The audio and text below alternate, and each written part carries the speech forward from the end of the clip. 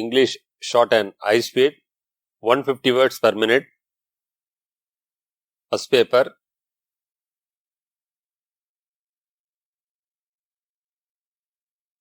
Get ready for trial dictation. 15 seconds.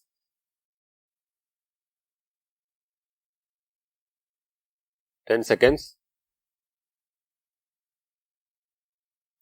5 seconds. Start. Mr. Speaker, there were many views expressed on this bill. Some honorable members said that there should not be an increase in the bus fares. There were also others who said that there should not be an increase in taxation. There were others who said that these taxation measures were unnecessary. At the same time, there were others who said that there should be retrenchment. I would like to point out that these are matters which can be raised in the budget discussion. But so far as the present bills are concerned, I must say that there was difference of opinion among the members.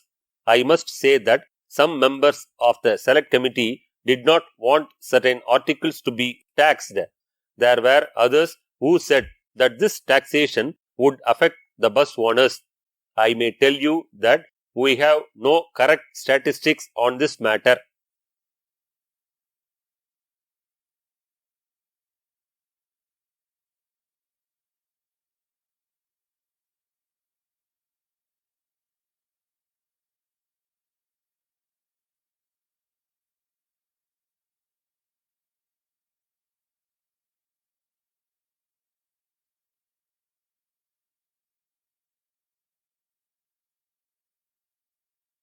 Get ready.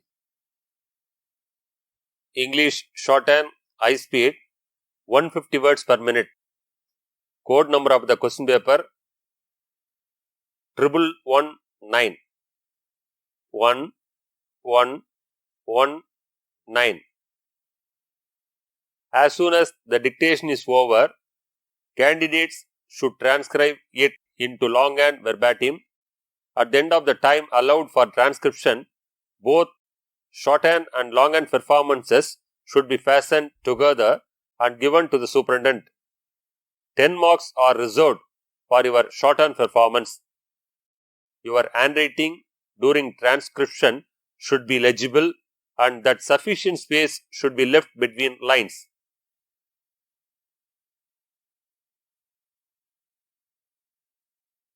Get ready. Main passage. 15 seconds.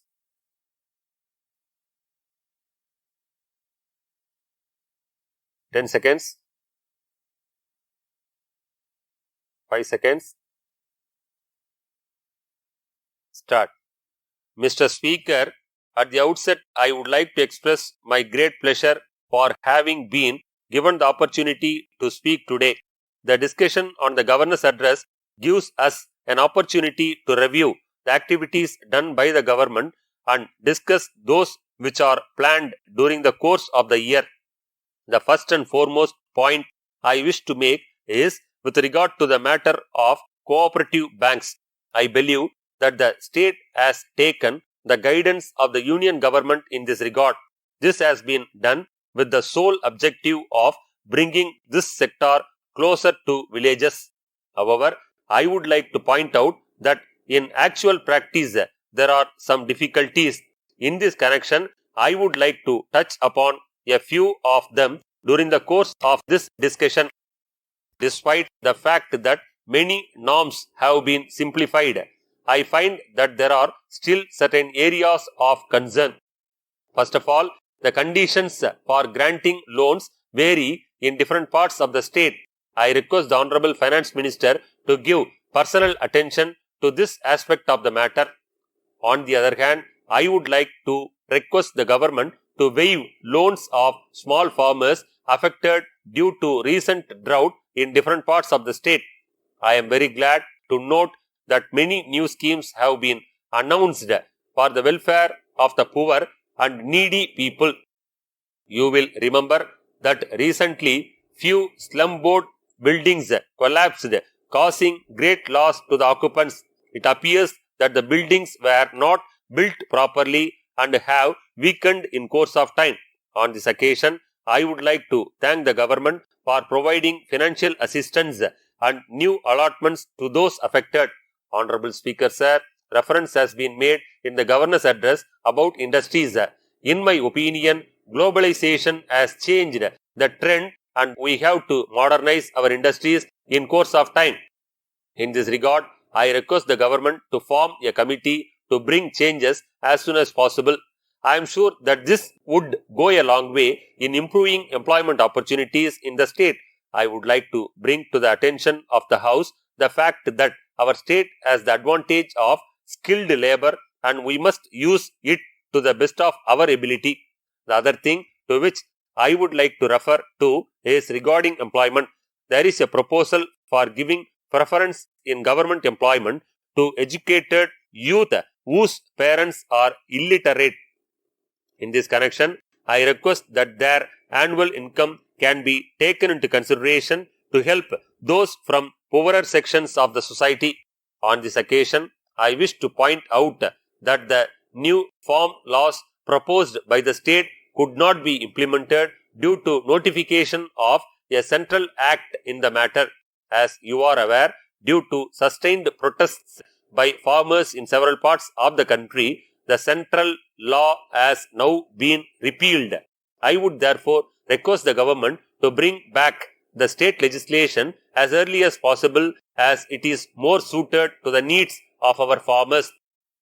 The next point I would like to bring to your kind attention is bus transport. Due to the pandemic, the transport corporations could not run buses normally for about 1 year. Moreover, the price of diesel has increased to a great extent. Due to this, they suffered huge losses.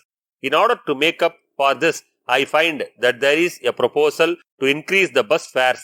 In the circumstances, I would request the government to think of running electric and solar buses. I hope and trust that we would be able to reduce expenditure on fuel in this manner. At the same time, this would be helpful in reducing pollution. Mr. Speaker, finally, I would like to say a few words on the power situation. You are aware that electricity is important for our activities. It is a matter of great satisfaction that in the last few years we are nearly power surplus. However, due to huge losses, the electricity board is forced to raise the tariff. I would like to suggest solar energy in this matter also.